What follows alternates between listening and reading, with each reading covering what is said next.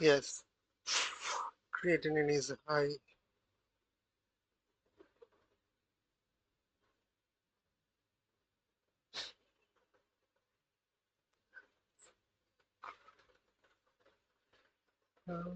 And urine analysis shows uh, sh- envelope shaped crystal.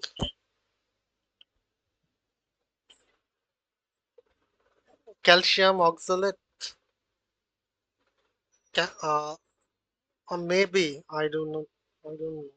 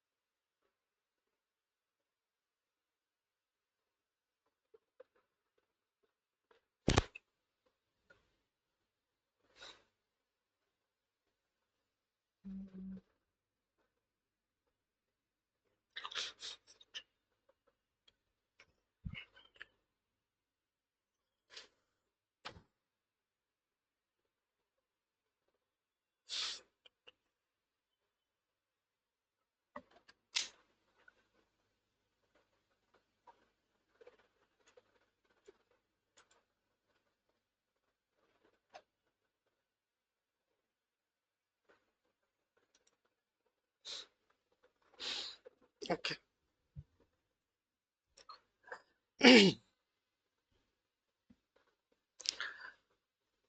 Okay. This patient has CNS sedation, agitated, disoriented, and sweet smelling breath. Agitated, disoriented, and sweet smelling breath. Arterial blood gas reveals primary metabolic acidosis. Primary metabolic acidosis with respiratory compensation. The serum anion gap is elevated, indicating anion gap metabolic acidosis. Those These findings, in combination with envelope-shaped urinary crystal and AKI creatinine 1.8, are consistent with ethyl ethylene glycol toxicity. Ethylene glycol is a sweet-tasting toxic alcohol. Ethylene glycol is a sweet-tasting toxic alcohol commonly found in antifreeze, brake filled, and industrial solvent. Similar to alcohol, it can cause altered mental status. Its acidic metabolites leads to metabolic acidosis.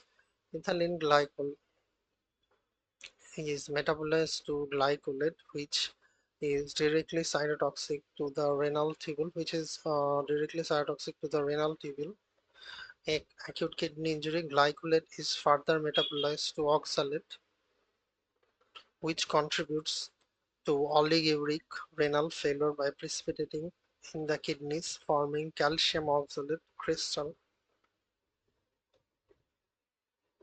causing tubular obstruction. Urine microscopy typically shows envelope or dumbbell shaped calcium oxalate crystal.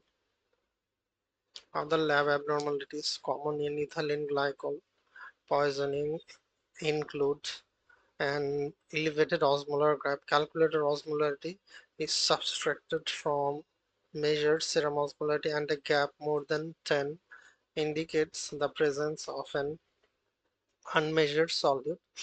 Alcohols, ethylene glycol, methanol, and ethanol are unchanged and therefore result in elevated osmolar gap in addition to elevated anion gap attributable to metabolites.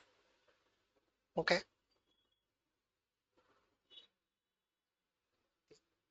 yes. Loss of bicarbonate. Loss of bicarbonate through the kidneys in the renal tubule is the type 2 renal tubular acidosis, and decreased renal excretion Net loss of bicarbonate occurs with RTA 1 or 4, 1 and 4.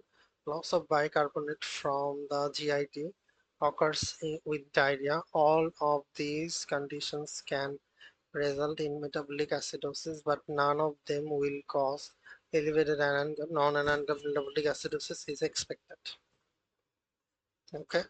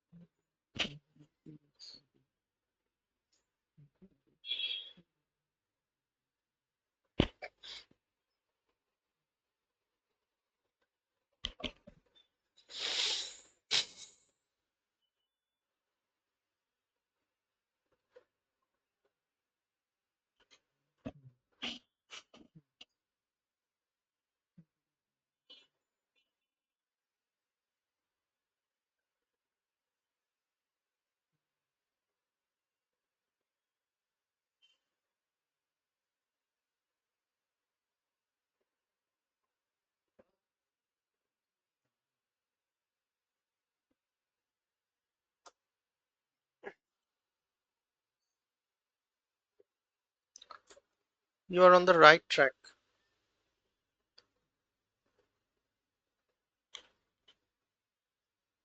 Okay. Look at the box first.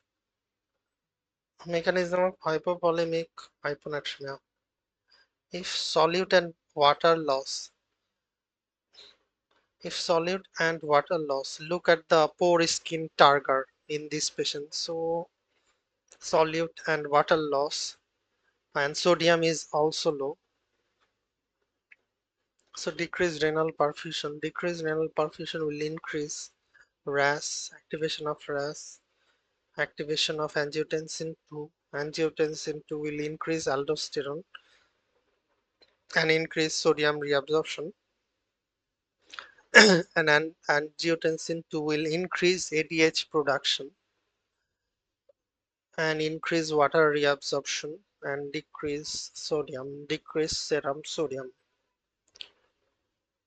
And angiotensin 2 will increase thirst and increase water intake and increase water intake, decrease sodium. And solute and water loss will cause hypotension. Hypotension will stimulate the baroreceptor, increase ADH, increase ADH, increase water reabsorption, and decrease sodium. And hypovolemia will stimulate the left atrial stretch and stimulate left atrial stage receptor stimulation, which will increase ADH production. An assessment of volume status is essential in diagnosing and treating hyponatremia. Serum sodium less than 135. These patients' recent history of poor oral intake, diarrhea, and C. diff infection. Lab evidence of pre-renal azotemia. BU and creatinine more than 20. Examination findings of tachycardia, hypotension, decrease skin turgor, and absence of peripheral edema strongly suggest hypovolemia, depletion of depletion of salt and water. Hypovolemic hyponatremia occurs due to a multiple pathway mechanism that illustrates the body's priority to restore euvolemia at the risk of developing hypotonicity, decrease of renal perfusion. Decreased renal perfusion leads to decreased renal tubular sodium delivery, which stimulates the renin-angiotensin-aldosterone system, increases sodium reabsorption. Angiotensin 2 stimulates thirst, increased water, which leads to increased water. Non-osmotic stimulation of ADH occurs in non-osmotic stimulation of the ADH occurs in response to hypovolemia and hypotension, stimulates baroreceptor in the carotid artery. Consequent salt and water retention. Consequent salt and water retention help correct the hypovolemia. However, in the setting of ongoing ADH secretion, hypotonic hypovolemia, hyponatremia can develop due to retention of relative excess of total body water. ADH level will remain high and until hypovolemia is corrected. Infusion of normal saline in the treatment of choice for hypovolemic hyponatremia, as it replenishes the total body's depleted salts to restore euvolemia and shuts non-osmotic stimuli for ADH release. Okay,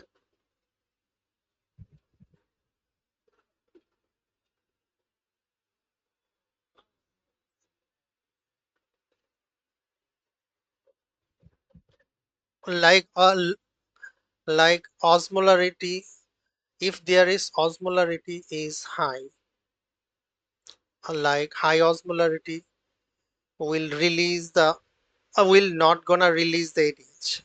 Like ADH is related to the osmolarity that they are trying to mean.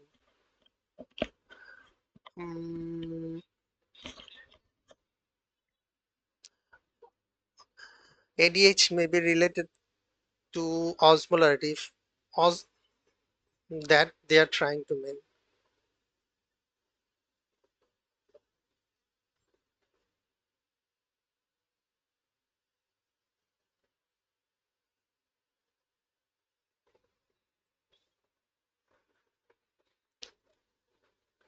Like vasopressin, actually, like ADH or vasopressin is directly related to the osmolarity. Like uh,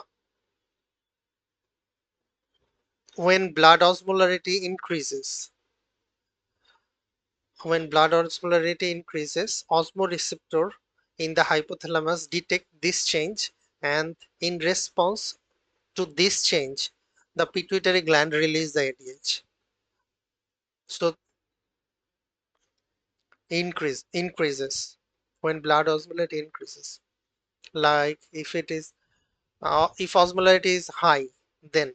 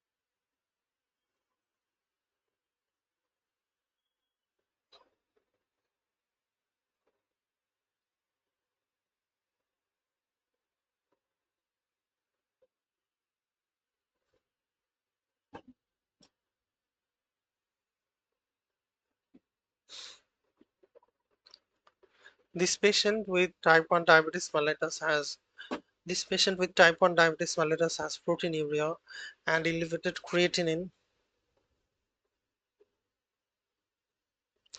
at 10 weeks of gestation. This patient has type 1 diabetes mellitus and proteinuria and elevated creatinine in 10 weeks of gestation. This presentation suggests diabetic kidney disease. The development of significant proteinuria more than 300 mg per 24 hour and 1 plus or 2 plus protein prior 20 weeks of gestation suggests underlying kidney disease that likely present before conception. In diabetic kidney disease,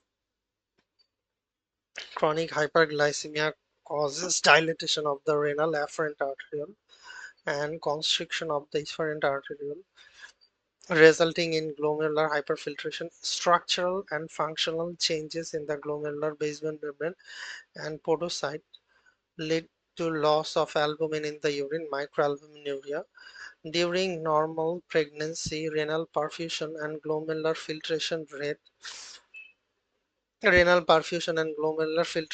rate increases by as much as 50%, and the glomerular basement membrane becomes more permeable to protein. Therefore, patients with diabetic kidney disease are at risk of acceleration of kidney disease during pregnancy, worsening albuminuria, elevated creatinine due to combined effects of the kidney. The risk is particularly high in those with elevated creatinine at baseline. Hypertension is a common complication of diabetic kidney disease to excess sodium retention and activation of RAS.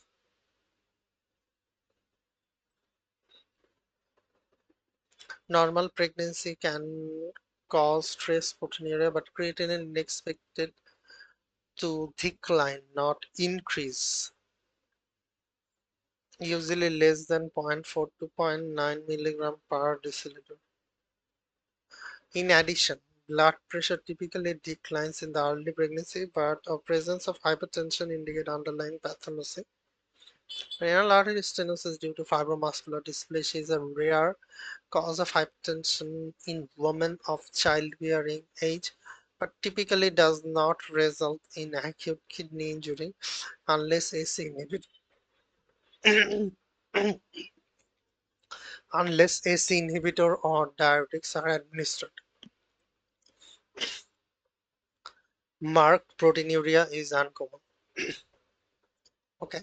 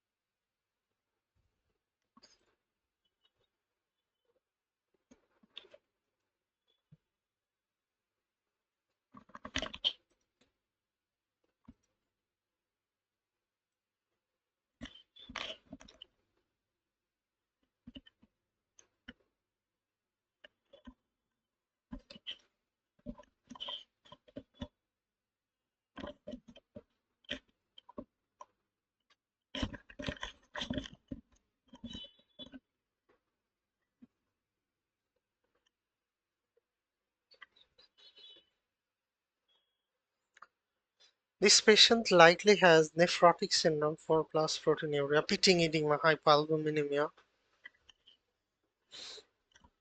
in association with joint pain and characteristics hand deformity, ulnar deviations, or neck deformity nodules. This presentation suggests This presentation suggests rheumatoid arthritis complicated by AA amyloid. Serum amyloid A protein is an acute phase reactant. Therefore, AA amyloidosis often develops in the setting of chronic inflammation. Osteomyelitis, rheumatologic disease, long-standing rheumatoid arthritis is the most common cause. Patients with untreated RA patients with untreated RA are particularly susceptible. The most common manifestation of AA amyloid is renal disease with proteinuria and nephrotic syndrome. Skin involvement can lead to thickening or easy bruising, ecchymosis, cardiomyopathy, gastrointestinal, that is hepatomegaly, dysmotility, and neurologic, peripheral neuropathy, dementia, stroke. Disease may occur. Lab studies can show elevated inflammatory markers, ESR, and normocytic normochromic normocytic anemia due to chronic inflammation. The diagnosis is confirmed with the presence of amyloid on tissue biopsy. Fat pad. Renal biopsy can be considered if fat renal biopsy can be considered if fat pad biopsy is non-diagnostic. Histology demonstrates amorphous hyaline material that stains with Congo red. Green bright fringes is noted under polarized light.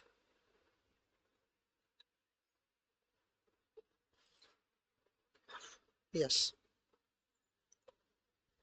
Proliferative glomerulonephritis demonstrates cellular proliferation and glomerular immune deposits on histology, but usually presents with hypertension, hematuria, and red blood cell counts.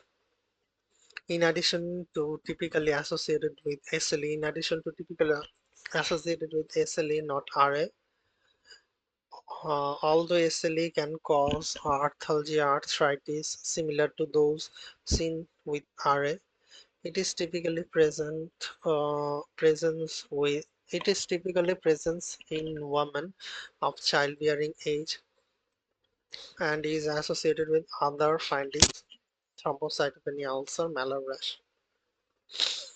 Hypertensive nephrosclerosis is characterized by hyalinization of the arterioles and small arteries, hyalinization of the arterioles and small arteries, and result in chronic kidney disease.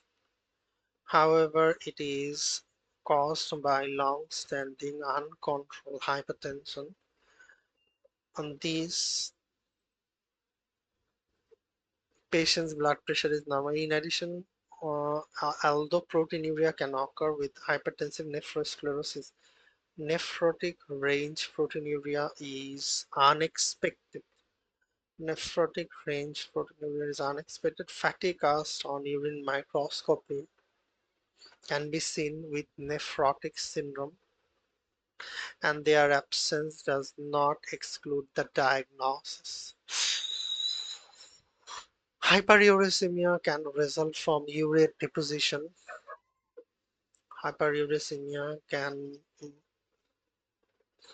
result in urate deposition within the renal interstitium and can lead to renal injury, and gout can cause joint pain and deformity. However, urate crystals are expected on urinalysis, and sim, gout flares cause monoarticular arthritis characterized by a warm sole and exquisitely painful joint.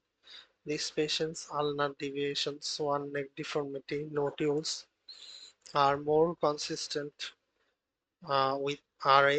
Distal interphalangeal joint involvement is rare in RA and could suggest concomitant osteoarthritis. Okay.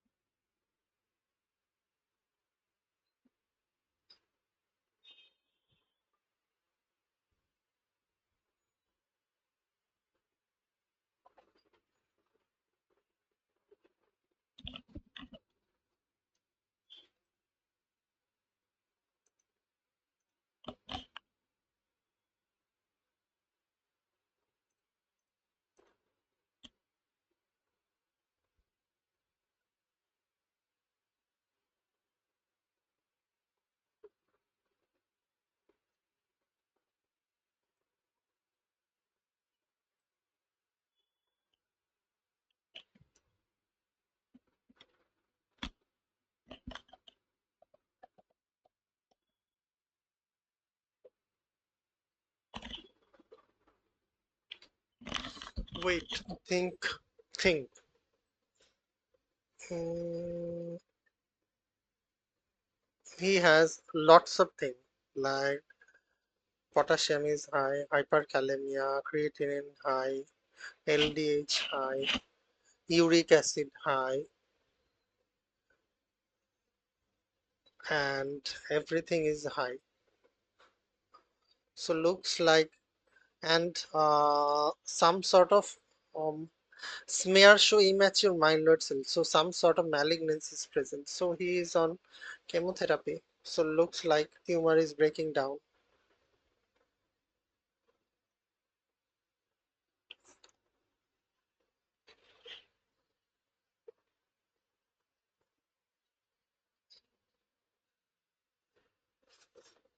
Yes, maybe he is on chemo because how tumor will be lysed.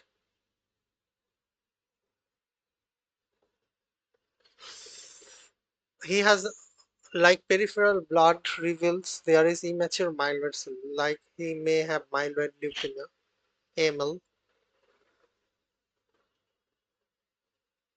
an AML patient may be in chemo.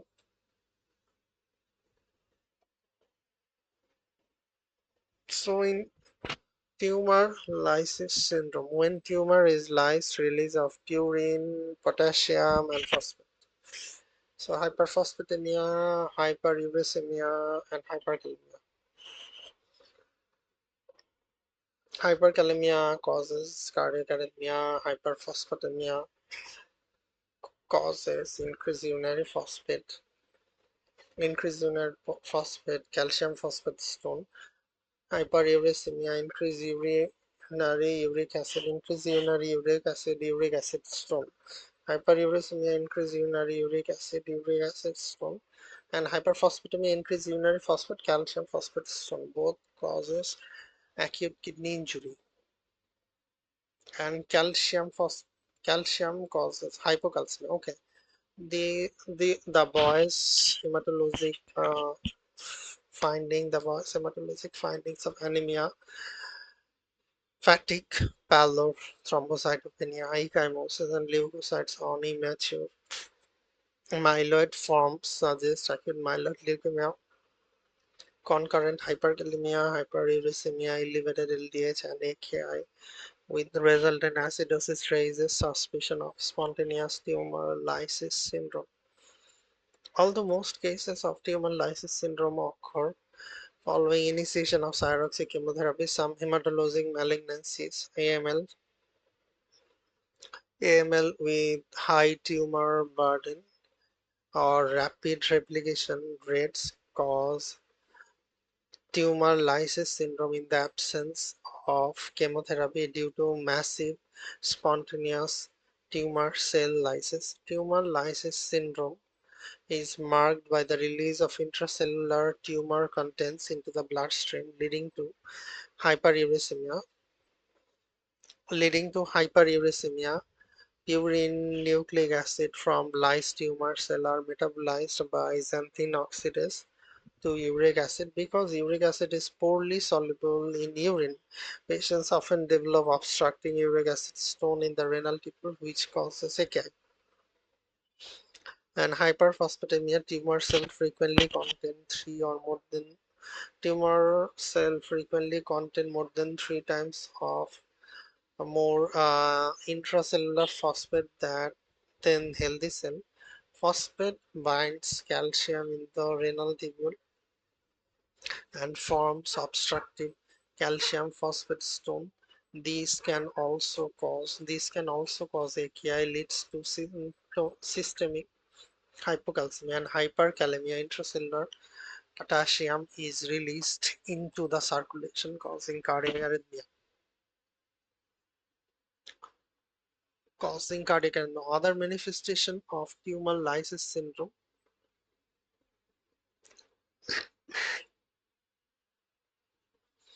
Other manifestations of tumor lysis syndrome: nausea, vomiting, myalgia, fatigue, aggressive hydration, and uric acid reduction, aggressive hydration and uric acid reduction, RAS, uric acid, allopurinol, and tumors, and treatment of electrolyte imbalance is required to prevent long-term sequelae and death. Okay.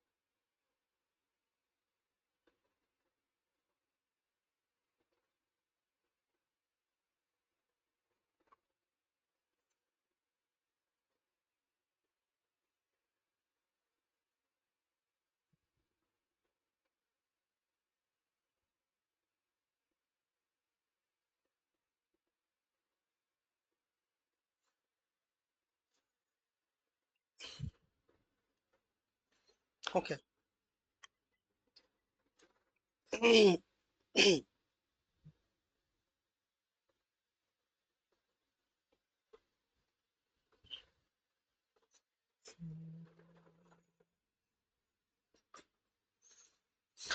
This patient with Burkitt lymphoma has hyperkalemia likely due to tumor lysis syndrome from chemotherapy. Likely due to tumor lysis syndrome from chemotherapy. Common mm,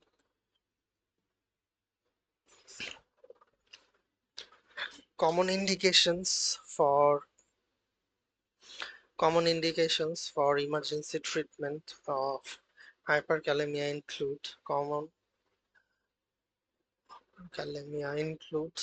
common indications for common indications for emergency treatment of hyperkalemia include hyperkalemia related ECG changes, and marked elevation more than 6.5 milliequivalent or rapid rise in potassium level. Patients with these findings have hyperkalemic emergency are at high risk of life-threatening cardiac events as significant bradycardia, sinus node dysfunction, AV block, and ventricular arrhythmia. Definitive treatment of hyperkalemic emergency require removing of the potassium from the body via stool, patyromal, kidneys, fusamide, and oral blood hemodialysis. However, these therapies often take hours to have effect because hyperkalemic emergency can rapidly cause death. Urgent treatment is indicated. These typically include administration of calcium gluconate, which counterbalances the membrane depressive effect of hyperkalemia. Intravenous insulin in combination with glucose To prevent hypokalemia, to prevent hypoglycemia should be administered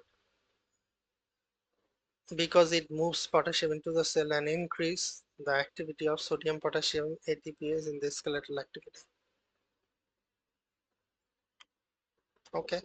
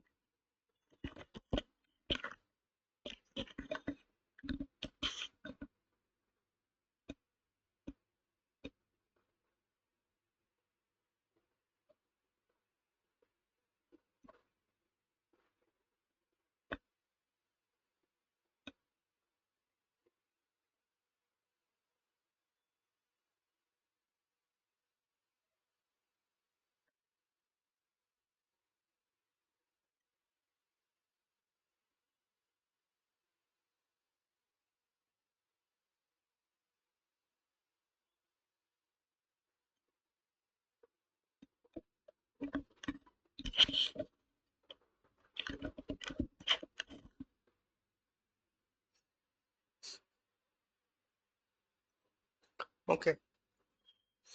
These patients sudden onset flank pain and hematuria in the setting of nephrotic syndrome. Sudden onset flank pain and hematuria in the setting of nephrotic syndrome, proteinuria more than 3.5 milligram per day hypoalbuminemia and generalized edema should raise suspicion of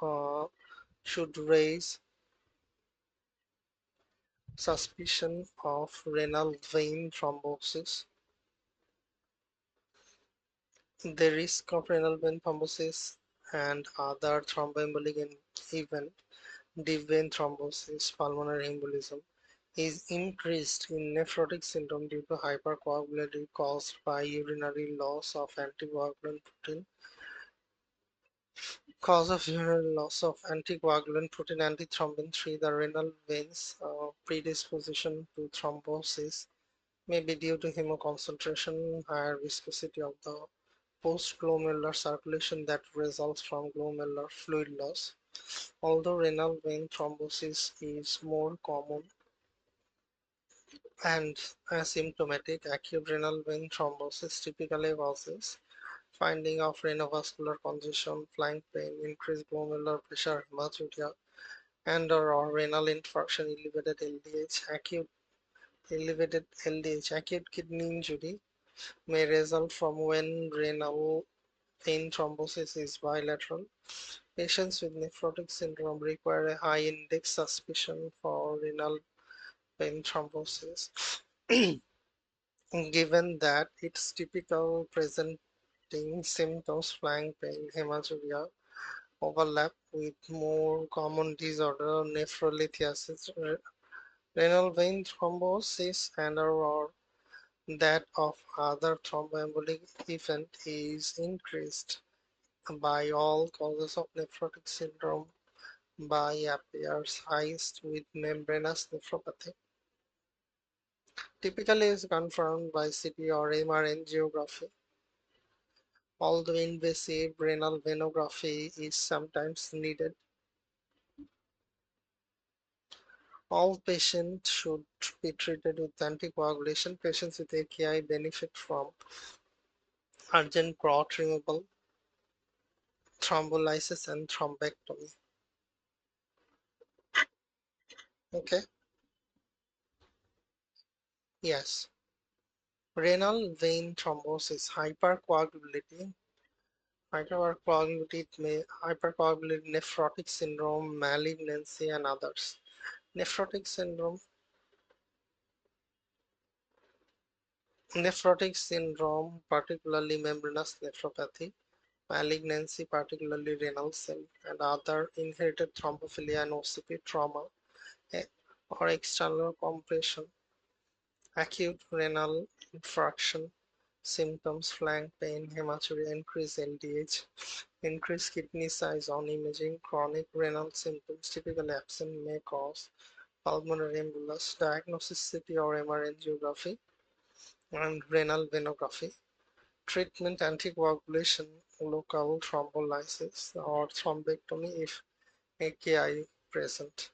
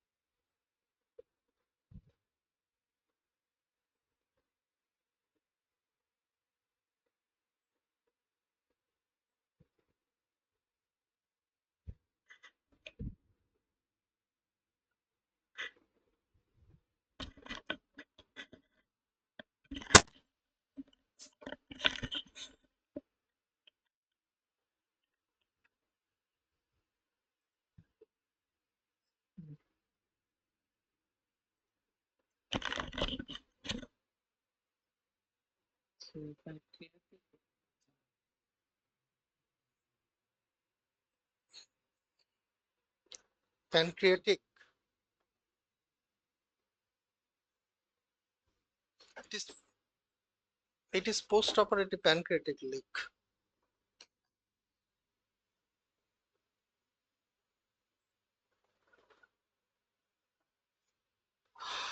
Don't think like that.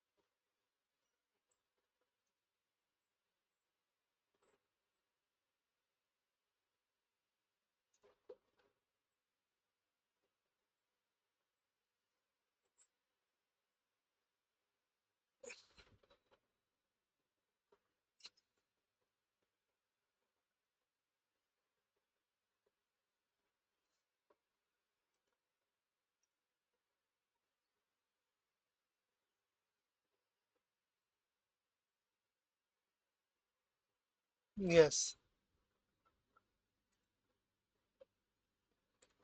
So pancreatic, post-operative pancreatic leak is like NAGMA, normal anaerobic metabolic acidosis.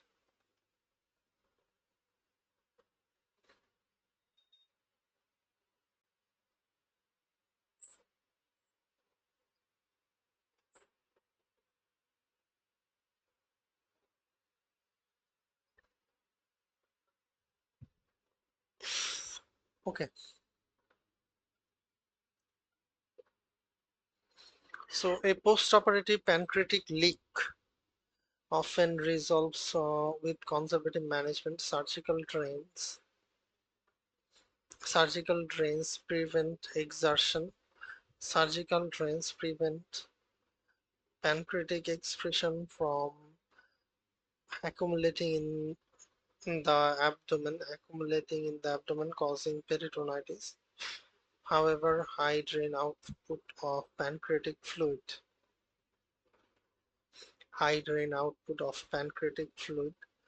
is that the patient is likely to develop primary metabolic acidosis, low pH, low bicarbonate with a normal anion gap, compensatory and a compensatory respiratory alkalosis, low PSU2.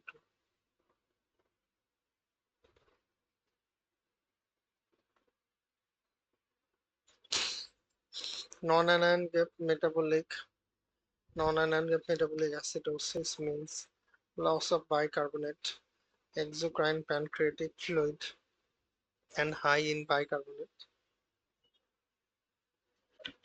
As it much neutralize highly acidic chyme coming from the stomach to facilitate enzymatic digestion in the small intestine.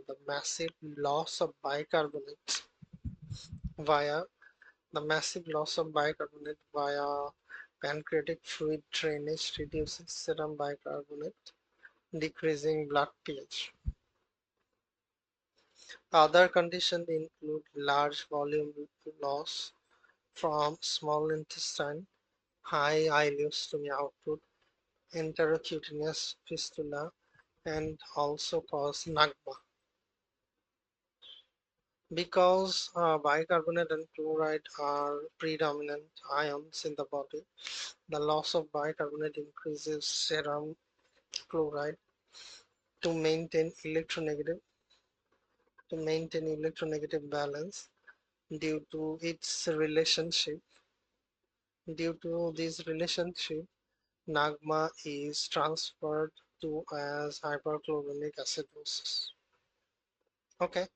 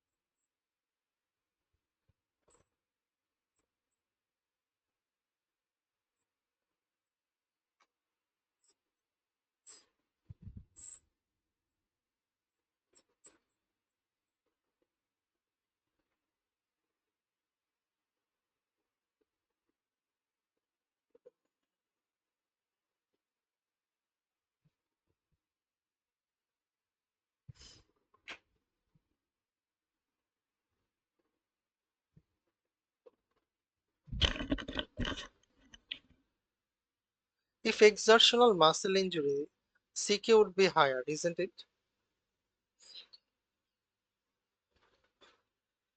And it's not SLE, anti-TS immune complex.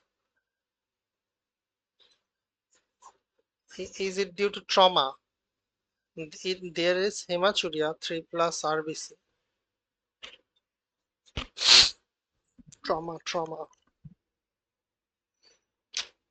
Significant exertion, long distance running. Long distance running can lead to dark urine due to the following: benign hematuria from bladder mucosa, myoglobinuria from skeletal muscle injury, marsh hemoglobinuria, mechanical red blood cell damage, hemolysis in the vasculature of the plantar surface of the vasculature of the feet because urinary RBC are absent with myoglobin. Because urinary RBC are absent with myoglobinuria, hemoglobin. Because urinary RBCs are absent with myoglobinuria and hemoglobinuria, presence of 3 RBC on this patient's urinalysis makes her most likely benign exercise induced hematuria due to traumatic injury to the bladder mucosa. In addition, the normal CK level is inconsistent with rhabdomyolysis. Long distance runner and cyclists are at high risk of exercise-induced hematuria. Uh, Exercise-induced hematuria due to repeated collision of the bladder, due to repeated collision of bladder wall and base base while running,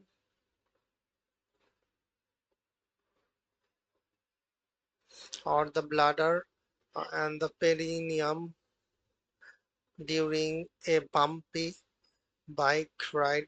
A bumpy bike ride leads to bruising and bleeding of the mucosal lining.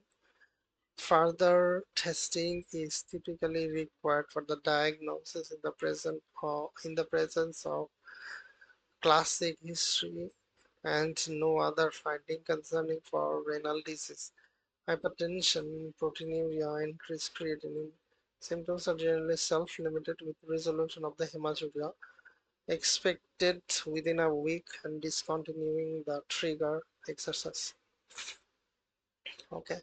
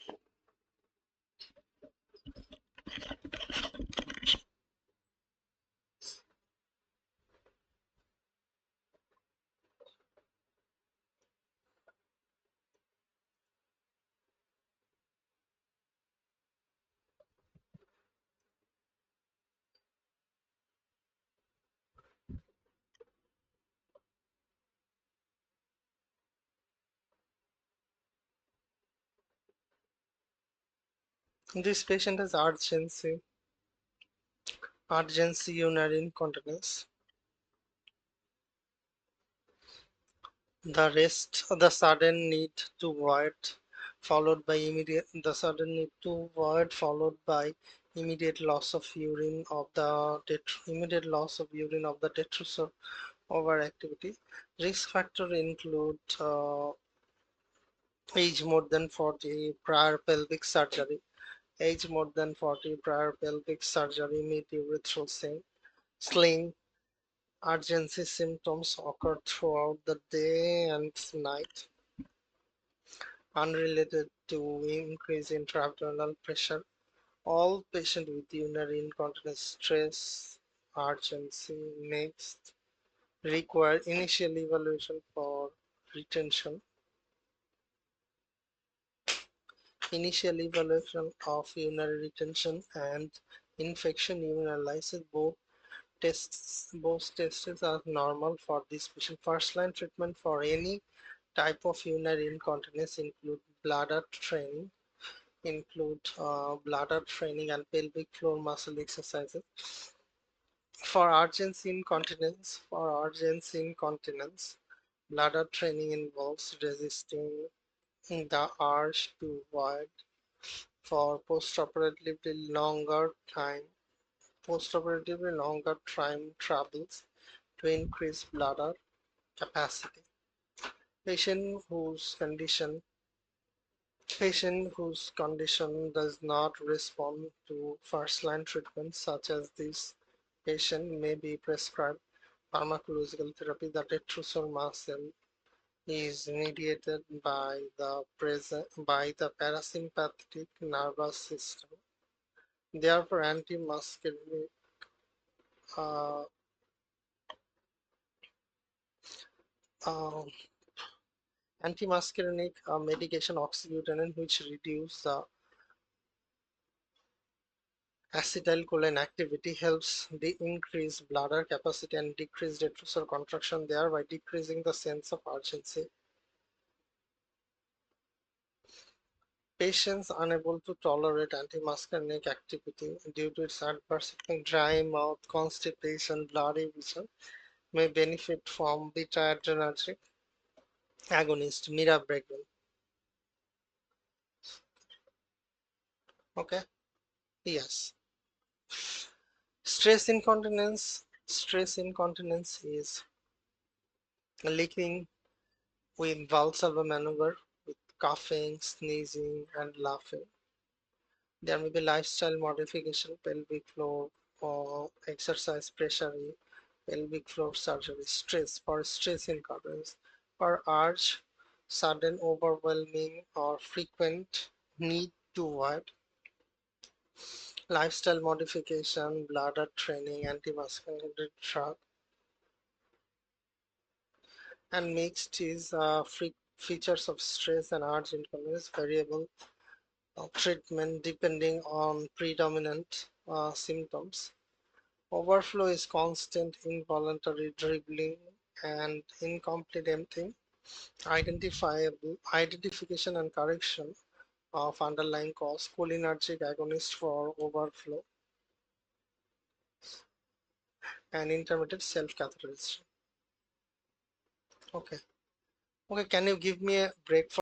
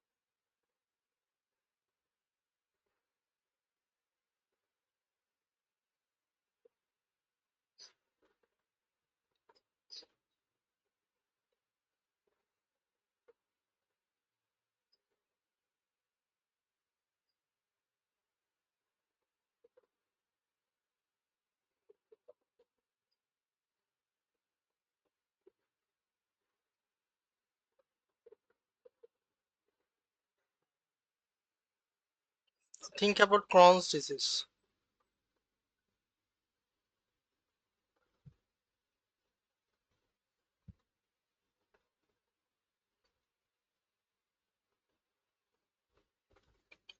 Okay. This patient has flank pain, hematuria, and vomiting suggestive of flank pain, hematuria, vomiting suggestive of nephrolithiasis. Given the history of Crohn's disease and small bowel resection, he likely has fat malabsorption. Predi- uh, he likely has fat malabsorption him that has predisposed him hyperoxaluria and calcium oxalate stone. Hyperoxaluria and calcium oxalate stone. Under normal conditions, in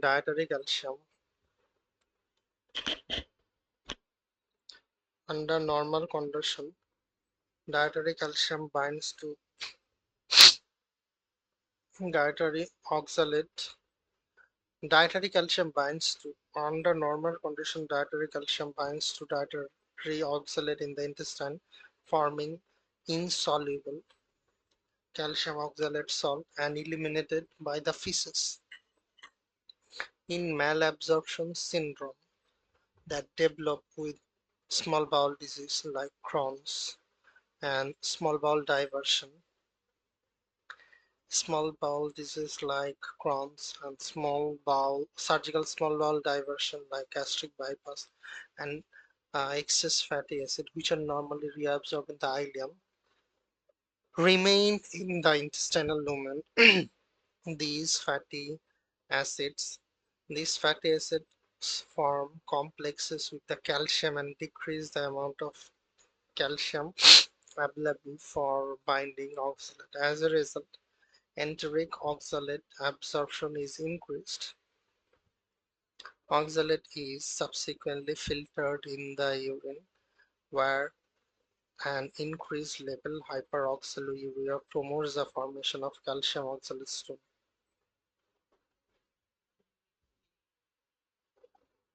Yes, increased enteric absorption of calcium induced by calcitriol results in hypercalcemia, hypercalciuria, and increased risk of calcium stone.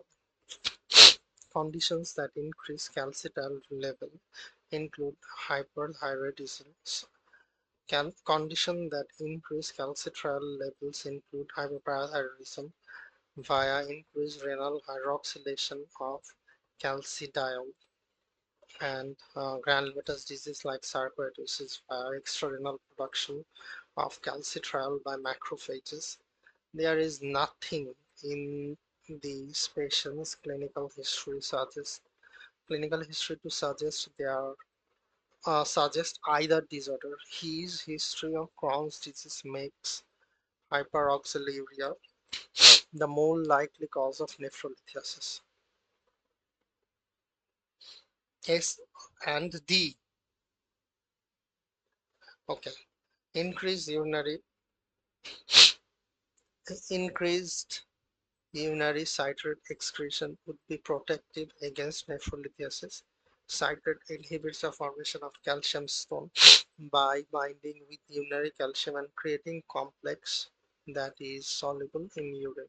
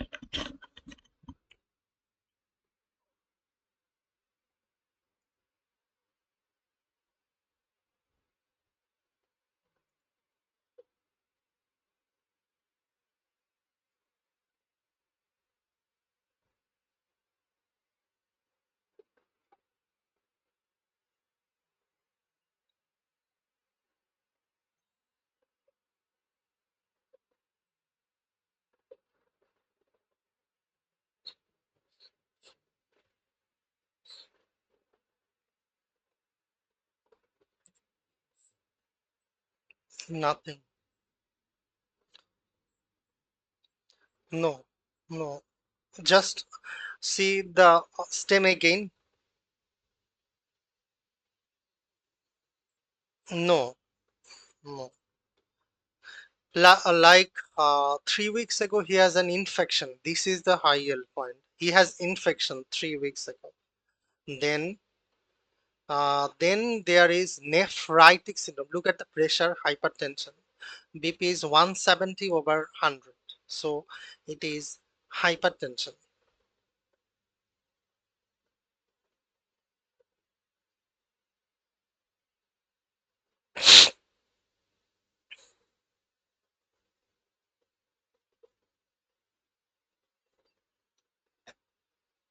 Okay. Mm. This patient most likely has acute PSG and immune mediated immune mediated disease that occurs several weeks after group streptococcus infection, pharyngitis, or impetigo.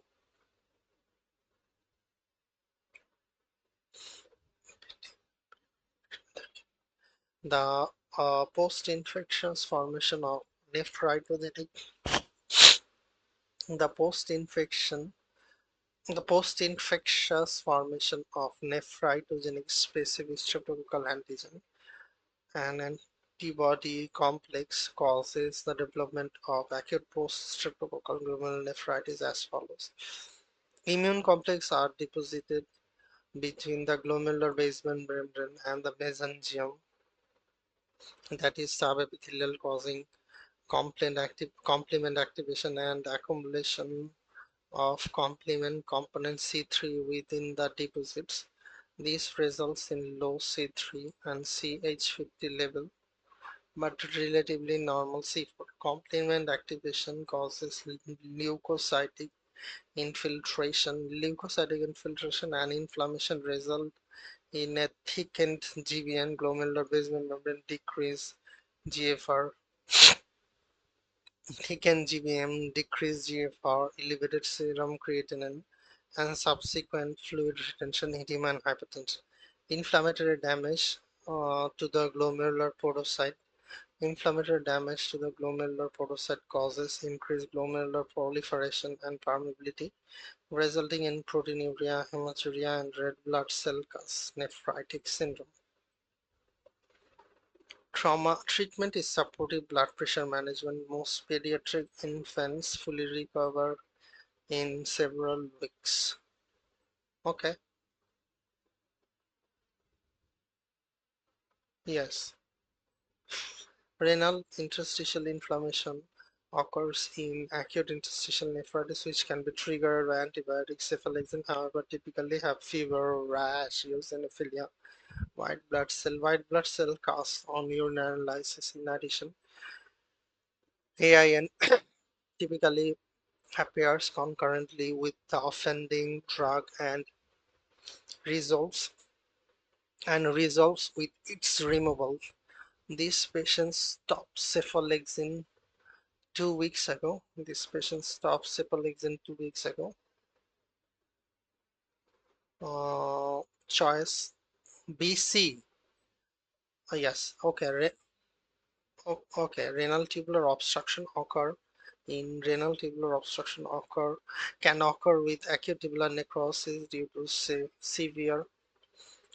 severe pre-renal disease, volume depletion sepsis, or nephrotoxic agent acyclovir aminoglycoside. ATN is not typically associated with cephalexin, and urinalysis often reveals muddy brown granular crust and free renal tubular epithelial cell, finding not seen in the past. And D is renal vein thrombosis, can present with hematuria and proteinuria. However, several flank pain and nausea are typically present. Renal vein thrombosis can Renal vein thrombosis is rare in children. Risk factors include nephrotic syndrome, central venous catheter, malignancy, none of which are present in this patient with no chronic medical conditions. Okay.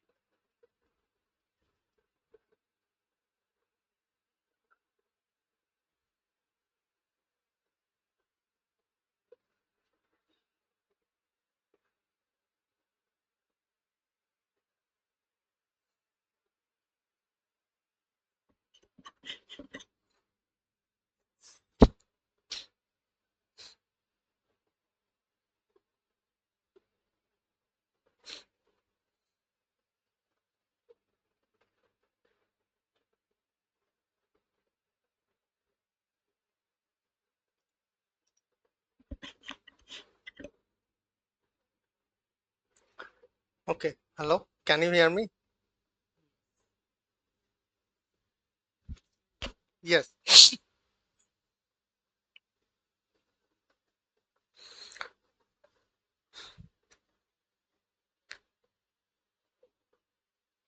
These patients' clinical features are consistent with drug-induced. These patients' clinical features are consistent with drug-induced rhabdomyolysis. Alcohol binges can cause acute alcohol myopathy that predominantly affects causing pain, weakness, and swelling. It likely occurs.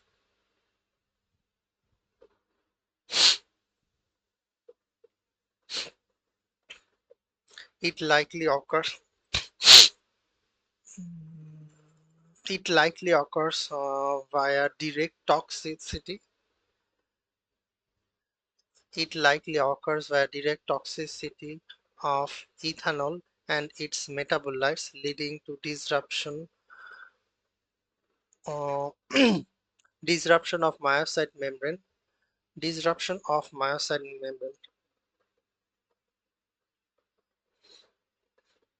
Cocaine abuse further contributes to muscle damage. Cocaine abuse further contributes to muscle damage both vasoconstrictive vasoconstrictive skeletal muscle ischemia and direct myocyte toxicity. Up to 50% patients with rhabdomyolysis will develop AKI during muscle cell lysis. Intravascular fluid shift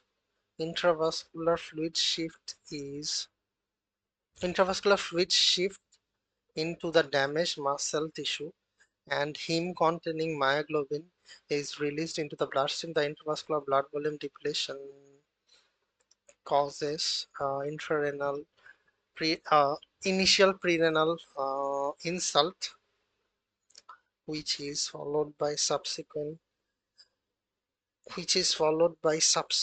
insult from direct tubular toxicity or heme pigment nephropathy. Treatment of rhabdomyolysis include treatment of rhabdomyolysis include aggressive volume resuscitation to replace intramuscular and intravascular fluid.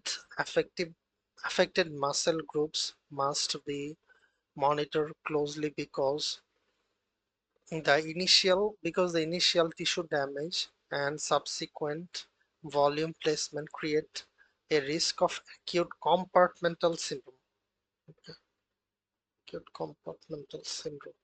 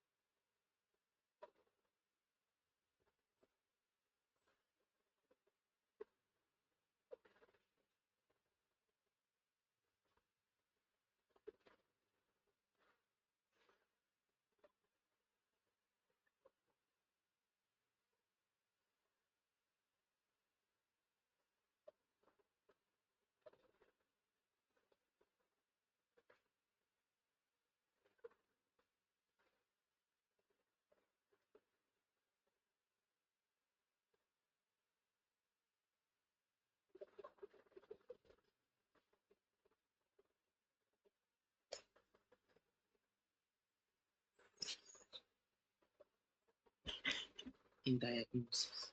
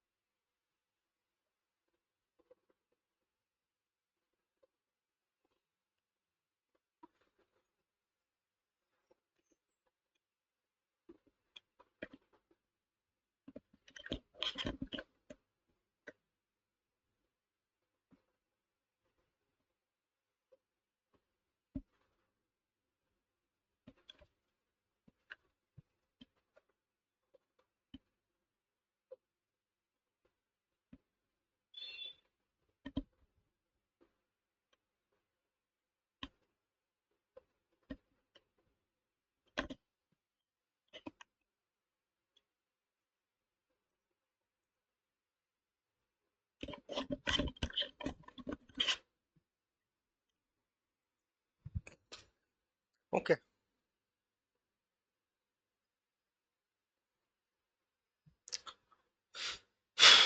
this patient's encephalopathy. This patient encephalopathy and has pH less than 7.35.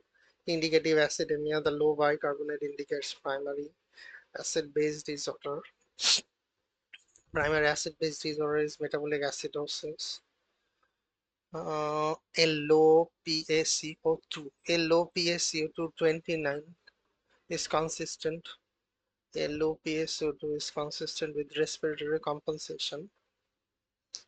In patients with metabolic acidosis, calculation of serum anion gap sodium minus bicarbonate plus fluoride. This patient anion gap is 30, which is elevated, indicated uh, AGMA like anion gap metabolic acidosis. Previously, it is called AGMA like high anion gap. Now it is AGMA. Okay. Etiologies of AGMA can be elucidated by calculating the serum osmolar gap, which is difference between measured serum osmolar gap, which is difference between serum osmolarity and calculated osmolarity. Calculated osmolarity is 20 sodium plus glucose by 18 plus BUN by 2.8 plus ethanol divided by 4.6, 2.8, 4.6. A high osmolar gap. A high osmolar gap signifies large amount of an osmotically active substance in the serum, namely toxic alcohol such as methanol or ethylene glycol, such as methanol and ethylene glycol. In contrast to normal anion gap, in contrast to normal anion, in contrast to normal osmolar gap, less than 10 milliosmol per kg suggests a broader differential diagnosis including ketoacidosis, diabetic and lactic acidosis, saline diffusion, toluene ingestion, blue sniffing, pyroglutamic acidosis, chronic acetaminophen use. Okay,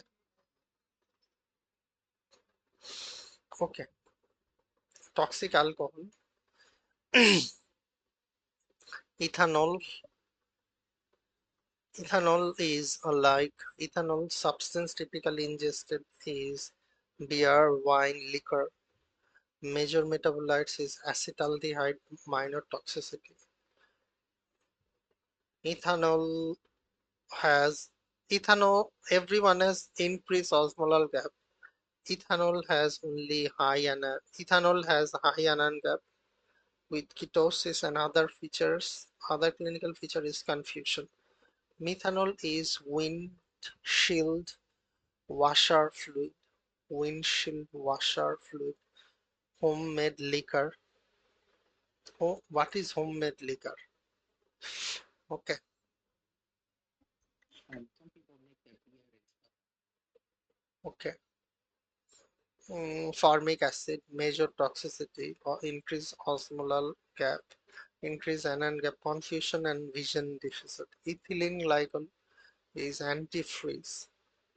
Glycolic and oxalic acid, major toxicity. Increased osmolar gap, increased anion gap, confusion, calcium oxalate crystal, AKI flank pain. Isopropyl alcohol, rubbing alcohol, hand sanitizer, acetone. Increased osmolar gap. There is anion gap is no, there is no acidosis, so non-anion gap acidosis, there may be confusion. Okay,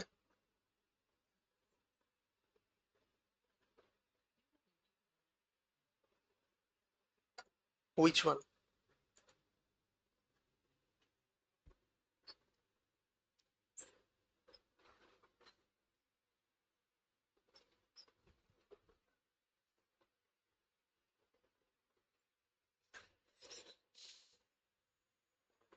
The methanol and ethylene glycol. Okay, ethylene glycol like E, then F, then G. E, F, G like ethylene glycol is freeze like antifreeze, and in here the major metabolites is glycolic and oxalic acid, EFG. Okay, so in here EFG you can remember the E, F and G, and it can cause ethylene glycol can cause how can you remember this stone?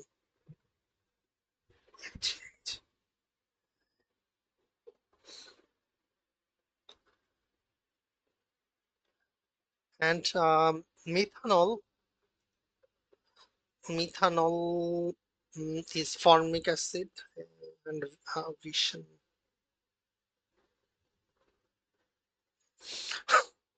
Methanol can be remembered like if you remember the slang, you can remember the methanol.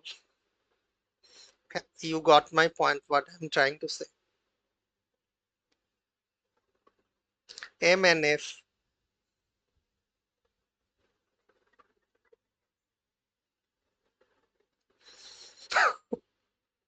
M and F is MF is the slang.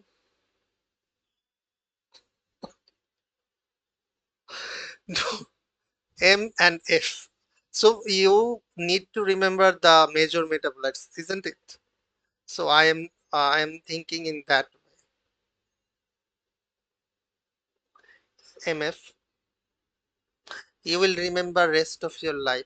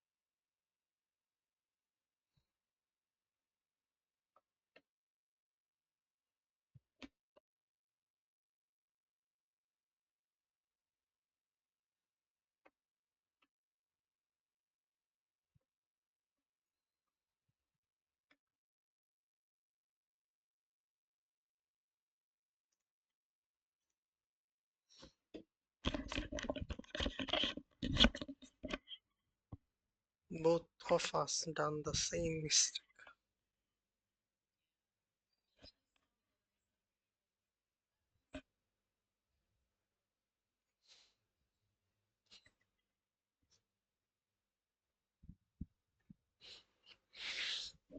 This patient has postpartum urinary retention. This patient has postpartum urinary retention, which is inability to void more than 6 hours. Inability to void more than 6 hours after vaginal delivery.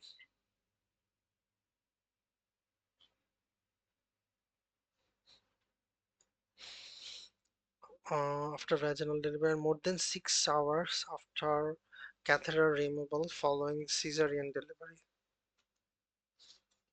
Risk factors include primary neuraxial, regional neuraxial anesthesia, that is epidural anesthesia, and pudendal nerve injury from prolonged labor, perineal stretching and swelling. The combination results in inability to sense the need to void, and loss of micturition reflex, bladder atony, palpably overdistended, bladder with suprapubic fullness and tenderness, and urinary retention. Overflow incontinence, involuntary dribbling of urine can occur due to a bladder pressure rising above the urethral pressure. Urethral catheterization is required, both diagnosis and treatment, particularly in patients who are unable to void. A post-void residual volume more than 150 ml is consistent with urinary retention. Urethral catheterization decompresses the bladder, preventing the upper urinary tract damage from the urine reflux and or increased pressure. Symptoms are self-limited and most patients regain bladder function after catheterization. Okay.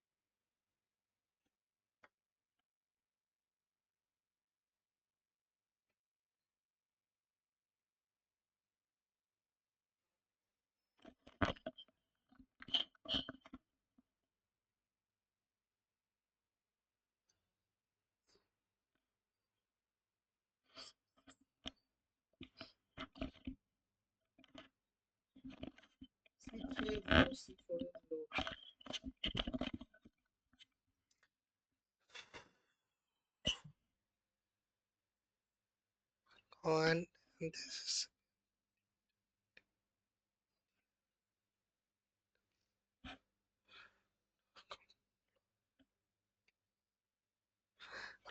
it is nephritic syndrome, isn't it? 2 plus protein, not nephrotic. RBC present.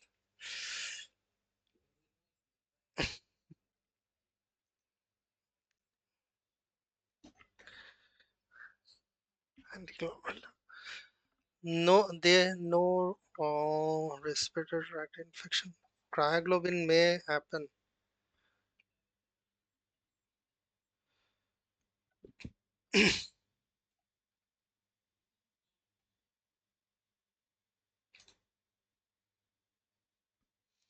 Antiglomerular is good pressure. You need the good pressure. I think it's E.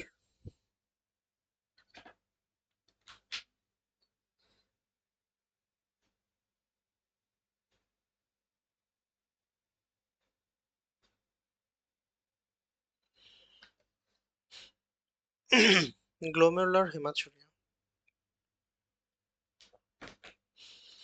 Glomerular hematuria. Glomerular hematuria is a dysmorphic erythrocyte with or without erythrocyte cast. There may be serum. Look at the serum complement. Serum complement is low, like immune complex mediated. It is low in lupus. It is present in membranoproliferative glomerulonephritis like cryoglobins and anti-HCV, and infection related like PSGN, Staphylococcus associated glomerulonephritis, and endocarditis associated glomerulonephritis. And normal is antibody mediated. Good pasture disease, posse immune like posse immune glomerulonephritis like GPA, MPA, EGPA. Okay, so this patient with hematuria, acute kidney injury, hypertension, has abnormal urine analysis finding erythrocyte cast, leukocyturia, and proteinuria consistent with glomerulonephritis. Glomerulonephritis from immune mediated injury to the small renal vessel and may be part of systemic small vessel vasculitis with widespread manifestation, fever, palpable purpura, and arthalgia. Given glomerulonephritis has potential etiologies, evaluation involves many lab studies. Complement levels are often helpful because hypocomplementemia low C3 or C4 as in this patient usually results from significant consumption due to immune complex mediated glomerulonephritis. The primary cause of hypocomplementic immune complex forms glomerulonephritis, and their corresponding lab findings include the following: PSGN, membranoproliferative glomerulonephritis, that is serum cryoglobulin, membranoproliferative glomerulonephritis, lupus nephritis, it is lupus nephritis, it's antiglomerular. Lupus nephritis, anti-nuclear antibody, anti-double strand DNA antibody, and endocarditis associated, that is positive blood culture. Endocarditis associated. They do not add the staphylococcal associated glomerulonephritis written in the box. I don't know why. Okay, immune complex glomerulonephritis. Immune complex mediated glomerulonephritis results from renal deposition of immunocomplex containing cryoglobin, which are immunoglobulins generated by chronic viral infection or autoimmune disease. MPGN is classically associated with cryoglobins, small vessel vasculitis, small purpura arthalgia, as in this patient. MPGN can be caused by chronic hepatitis C, most common, and hepatitis B, HIV. Therefore, serum cryoglobin testing should be accompanied by viral serology. Hepatitis C might also explain the patient's thrombocytopenia. Lupus nephritis can cause immune complex mediated glomerulonephritis associated with hypocomplementemia, vasculitis, thrombocytopenia could be excluded in this patient. Be excluded in this patient. ANA anti-DSDNA blood culture to rule out the infectious endocarditis should be obtained. IgA nephropathy, IgA vasculitis also cause immune complex mediated glomerulonephritis. However, complement is typically normal because IgA activates complement poorly. Okay.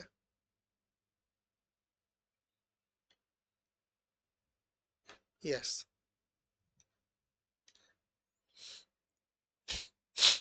Antiglomerular basement membrane, anti-GBM, glomerulonephritis, and ANCA associated glomerulonephritis do not involve the circulating immune complex, so complement levels are typically normal. Anti-GBM glomerulonephritis is classically associated with pulmonary hemorrhage. ANCA associated glomerulonephritis often have variable accompanying lung, heart, and sinus involvement.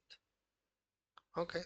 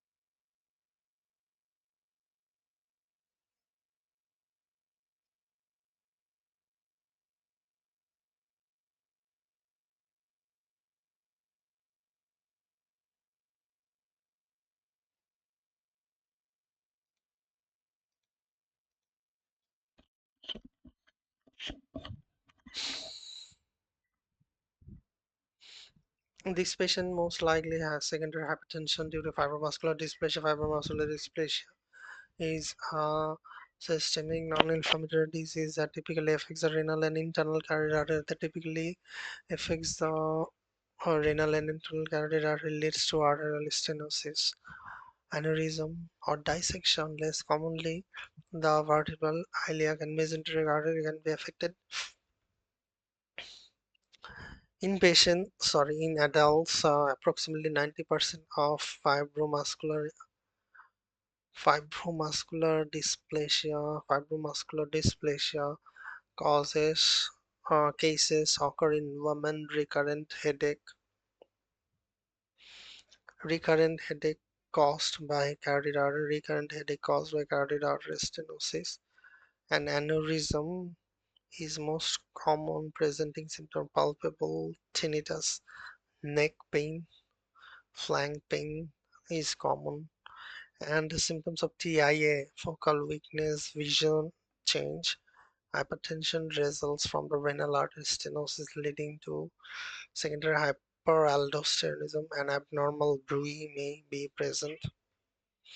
In young patients. A subauricular systole sub and a young patient with subauricular systolic bruit is highly suggestive of FMD, highly suggestive of fibromuscular dysplasia as carotid atherosclerosis should be present.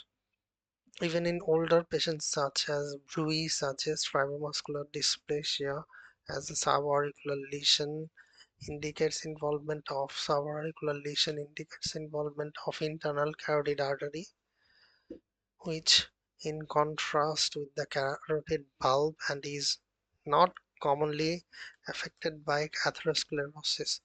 Diagnosis of the fibromuscular dysplasia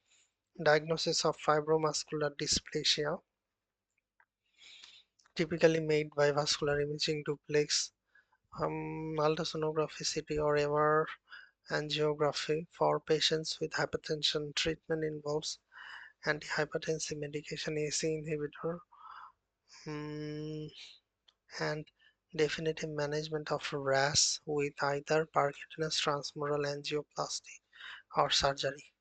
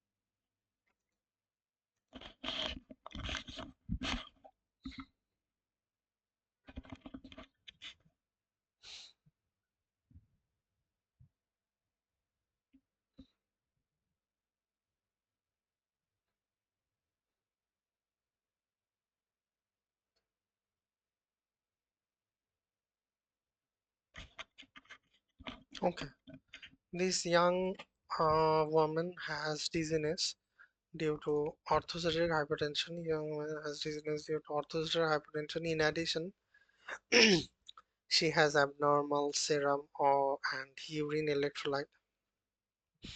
In addition, she has abnormal serum or urine electrolyte, including hyponatremia, hypokalemia, hypochloremia, hyponatremia, hypokalemia, hypochloremia, and increase urinary sodium and increase urinary sodium and potassium. Diuretic abuse leads to hypovolemia. This explains this explains the lab findings in this patient as follows. Normally dehydrated patient with hyponatremia are expected to have normally dehydrated patient with hyponatremia are expected to have low urine sodium, but this patient has high urine sodium, suggests salt wasting,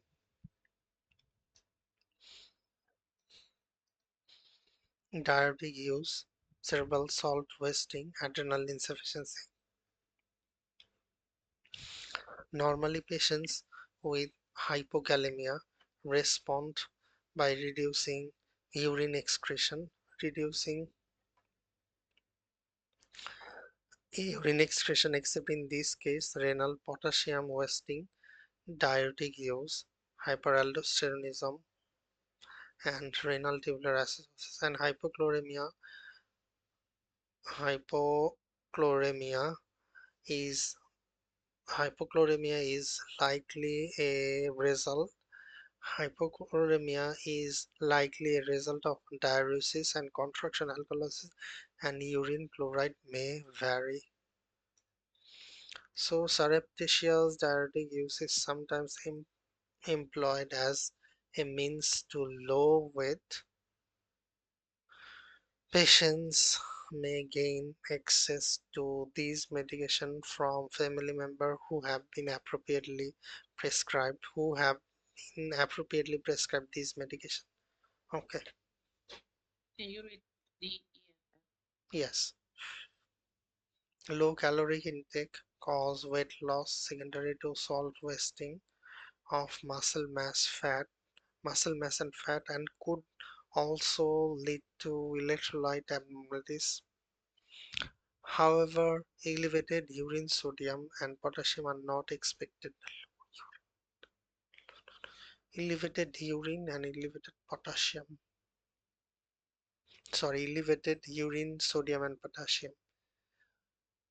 Mineralocorticoid deficiency can lead to wasting of sodium and water, but serum potassium levels are increased in such patients.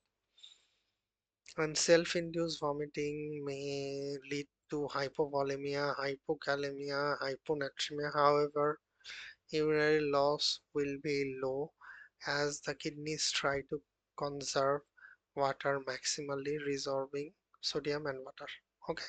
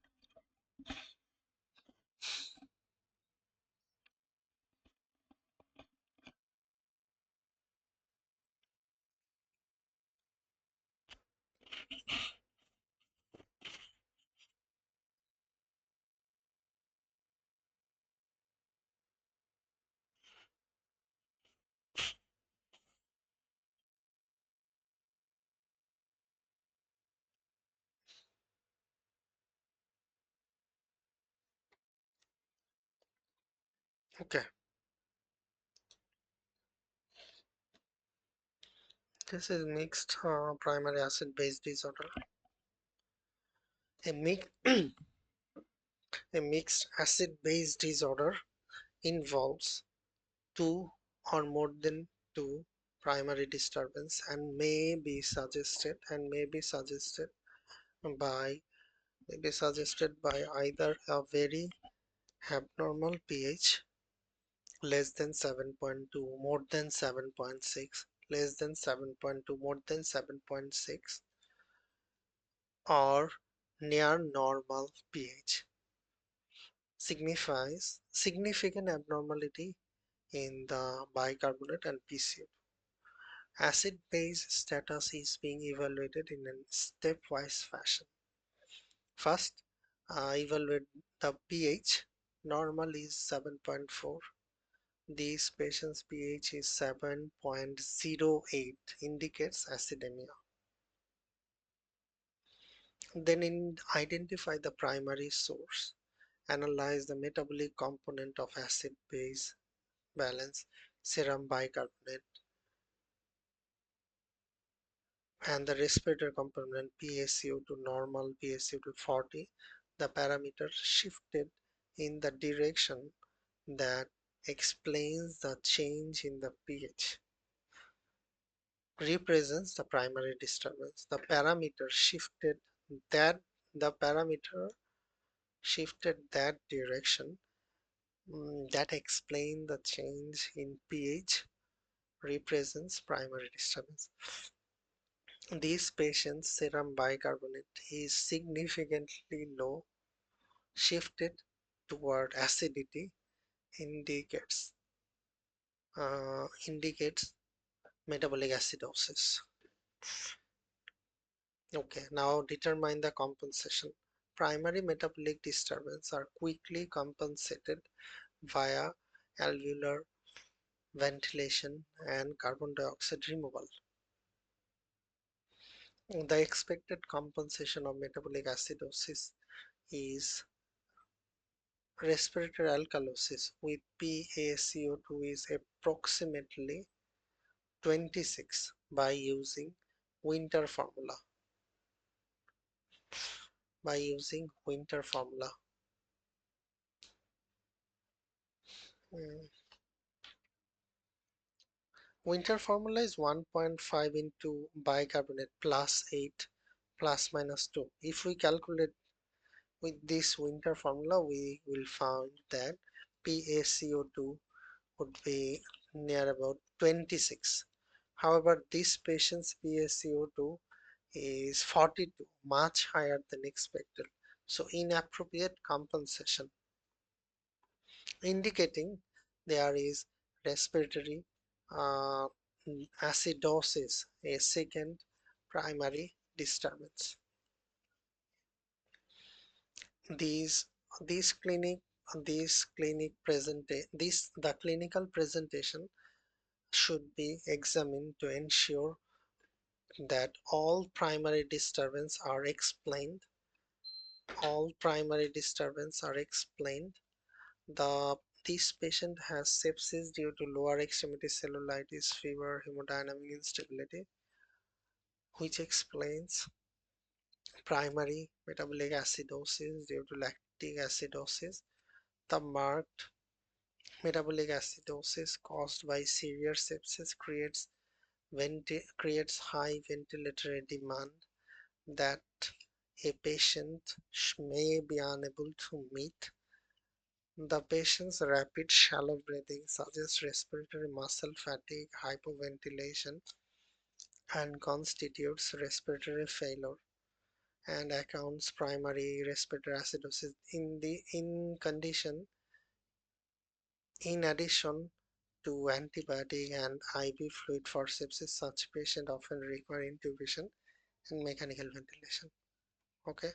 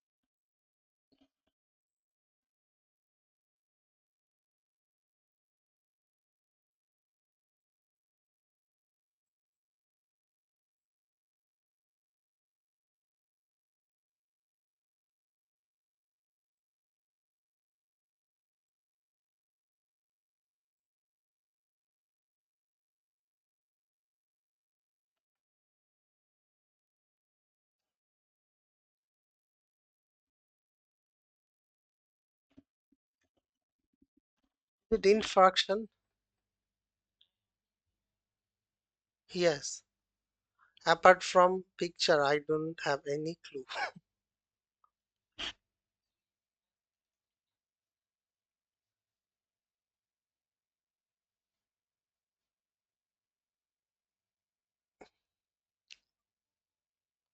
Nephrolithiasis can cause hematuria. Glomerulonephritis usually does not cause that hematuria, but nephrolithiasis, pyelonephritis cause hematuria.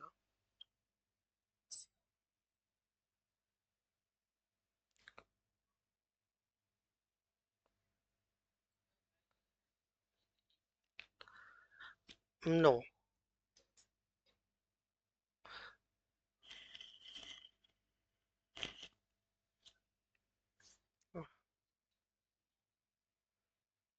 I think it's renal infection.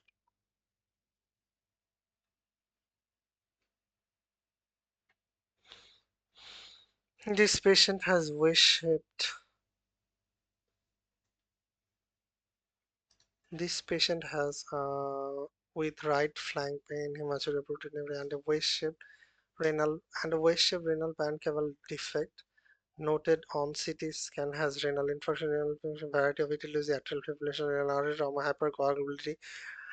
However, this patient's 2 week history of fever associated with leukocytosis and possible MR suggests infective endocarditis. Infective endocarditis from seeding of the endocardium and cardiac valves during periods of bacteremia. Embolization of the valvular vegetation can result in an organ ischemia infarction. Renal infarction typically manifests acute flank pain, nausea, vomiting, fever may also occur. Urinalysis, classically demonstrate hematuria and proteinuria without cast. A rise in serum protein may occur, but is more common with bilateral and a very bilateral or very large unilateral renal infarction. Other classic lab abnormalities include elevated LDH, leukocytosis, elevated CRP. However, contrast enhanced CT scan or MRI demonstrated wave-shaped cortical infarction is diagnostic. Okay. Yes. Acute pyelonephritis is associated with flank pain, fever, hematuria. However, pyuria bacteria nitrates leukocytosis are expected on urinalysis. In addition, CTs can typically demonstrate perinephric stranding, not a wish, perinephric.